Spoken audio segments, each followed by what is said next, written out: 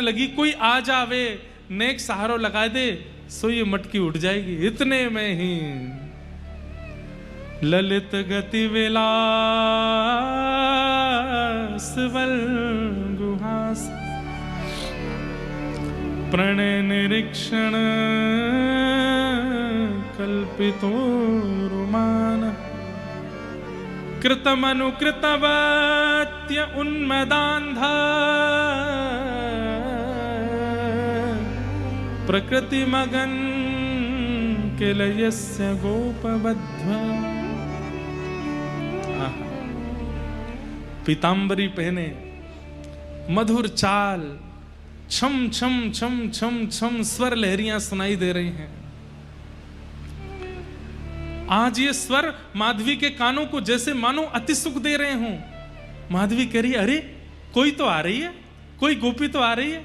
तो दूर से माधवी कहने लगी, हाँ जल्दी आ, अरे जल्दी आ बहन, अरे नेक मेरी मटकी उचाए दे।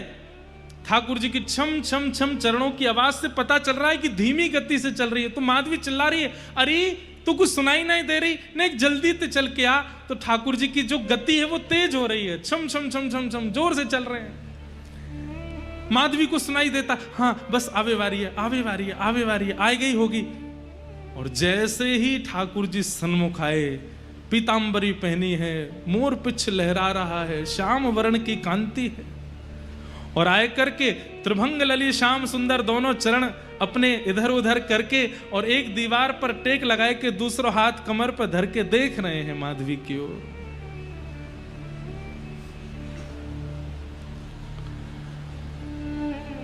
मीराबाई कहती हैं, जब मीरा के रूप में उनको माधवी का चिंतन हुआ तब मीराबाई ने ये पद गाया। हूं जल भरने जात थी सजनी, कलश माथे धार्यो। हूं जल भरन जात थी सजनी, कलश माथे धार्यो। तभी सांवरी सी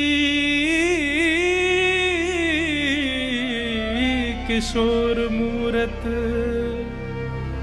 सांवरी सी किशोर मूरत, कछुक टोनो कर डारो, कछुक टोनो कर डारो। मुझ पर कोई टोना कर दिया।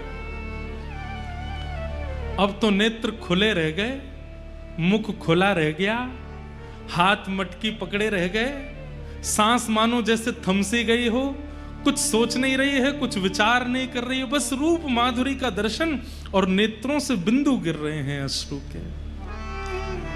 रोम के अलग अलग अंग पर पुलकित हो रहे हैं, जैसे मानो रोए खड़े हो रहे हैं मीराबाई के। बंधुओं, ये भाव इसलिए सुनिए कि कभी श्याम सुंदर आ गए तो ऐसा ही होगा।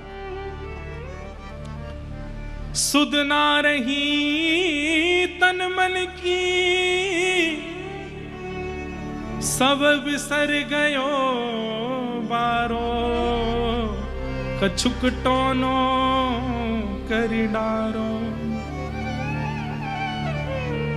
भूल गई, भूली री भवन में तो बावरी बहीरी, कृष्ण नाम जपते श्रवण सुनोरी आली। भूल गई, ये तक भूल गई कि मैं कौन हूं, मैं कहां हूं, मैं क्या कर रही हूं, ये क्या हो रहा है, सब भूल गई। बस नेत्रों में कृष्ण, मन में कृष्ण, बुद्धि में कृष्ण, रोम रोम में कृष्ण, वो छवि। और उसके बाद तो मंद मंद ठाकुर जी मुस्कान लगे और मुस्काए करके कह रहे हैं, उठाए ले। माधवी करिए, क्या? अरे मटकी उचाए ले। अच्छा उचाए लो? बोले हाँ। आप उचवाए दो? ठाकुर जी बोले मैं उचवाऊं? बोले हाँ। जैसे ही ठाकुर जी सन्मुख गए, छोटे से गोपाल जी, माधवी उन्हीं को देख रही है, कुछ चिंतन नहीं चल रहा है। ठाकुर जी एक तरफ से मटकी पकड़ करके खड़े हैं और माधवी से कह रहे हैं, अरे मैं अकेलो कैसे उठाऊंगा, तू भी तो नेक जोर लगा। माधवी भी पकड़ती है और जैसे ही मटकी उचान लगी, ठाकुर जी मटकी से नेक ऊंचे हैं, बस छोटे से हैं, लेकिन जैसे ही मटकी उचवाई अब उच गई। जैसे मीरा ने उठाई है, माधवी ने उठाई है, और जैसे उठाती जा रही है उतने ही बड़े श्याम सुंदर होते जा रहे हैं, और बिल्कुल माधवी के सामने आ गए और आए करके मटकी ऊंचाई करके वाके सिर पर धर दी है। मतलब बाल कृष्ण अब कुंवर कृष्ण बन गए।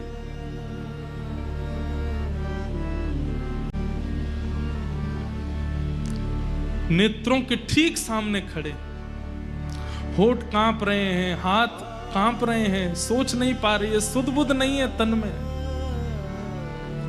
ठाकुर जी बोली उच गई? मीरा बोली हां, अब जाऊं मैं? माधवी कहती है नहीं, मत जाओ, यहीं रहो, सन्मुख रहो। ठाकुर जी बोले तेने तो मुख नहीं दिखायो ना मोकू, अब मैं नहीं दिखाऊंगा। और ऐसा कहकर के ठाकुर जी जा रहे हैं और माधवी रो रही है। कभी हाथ पकड़ती है, पर जैसे ही हाथ पकड़ती है हाथ अंतर ध्यान हो जाता है, कंधा पकड़ती है अंतर ध्यान हो जाते हैं, केश लहरा रहे हैं केश पकड़ती है, सर्वांगण कृष्ण अंतर ध्यान हो गए। अब तो वो माधवी व्याकुल हो गई, मटकी दूर गिरी है, जल फैल गया है, ढूंढ रही है, कभी किसी गली में जाती है, कभी किसी द्वार पर। अभी आधी रात हो रही है, सब ब्रजवासी सो रहे हैं और माधवी ढूंढ रही है कहां चले गए श्याम सुंदर।